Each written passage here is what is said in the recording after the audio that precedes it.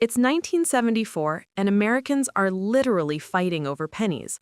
Not because they're broke, but because those little copper coins sitting in their piggy banks have suddenly become worth more than their face value.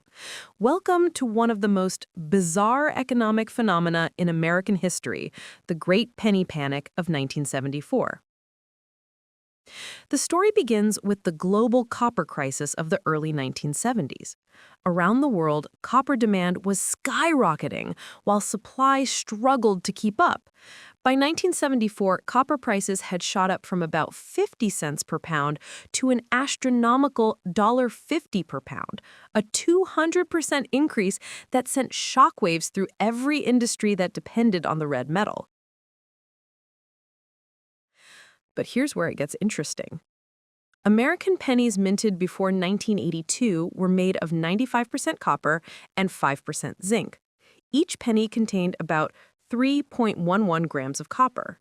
When you did the math at 1974 copper prices, that little penny in your pocket was worth about 1.2 cents in raw copper value.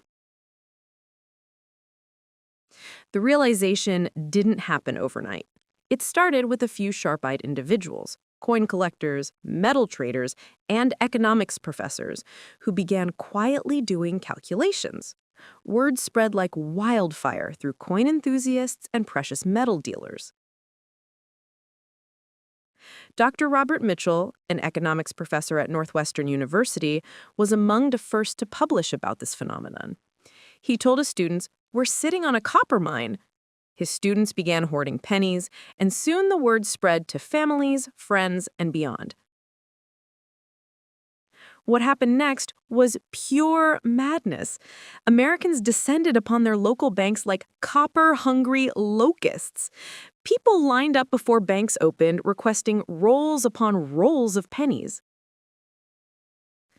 In Chicago, the Federal Reserve Bank reported penny orders up 2,300% in 2 weeks. In Detroit, Margaret Thompson, a bank manager, recalled, people were coming in with wheelbarrows, asking for $100, $500, even $1,000 worth of pennies. In Los Angeles, enterprising individuals rented U-Haul trucks to transport their penny hauls. A construction worker named Jim Patterson made headlines when he showed up with a pickup truck requesting $2,000 worth of pennies. 200,000 coins, weighing nearly 1,400 pounds. Garages, basements, and spare rooms transformed into penny warehouses. Families who had never thought about pennies suddenly became copper speculators.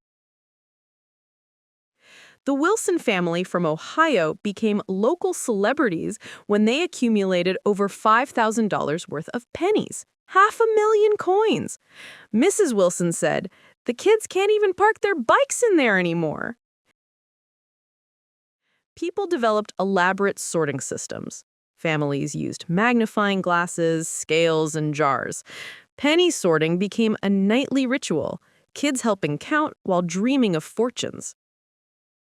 Classified ads read, "We'll buy pennies above face value." Amateur smelting operations popped up, with people dangerously melting pennies into copper ingots. Melting pennies was risky. Scrap dealers rejected poor-quality ingots, and the process caused serious burns for some. On December 14, 1974, President Gerald Ford signed legislation making it illegal to melt or export pennies and nickels. Penalties? Up to $10,000 fine and 5 years in prison. The FBI began investigating. Agents raided smelting operations and seized tons of pennies, treating the case like organized crime. By late 1975, copper prices crashed. Those garage-stored pennies were just pennies again.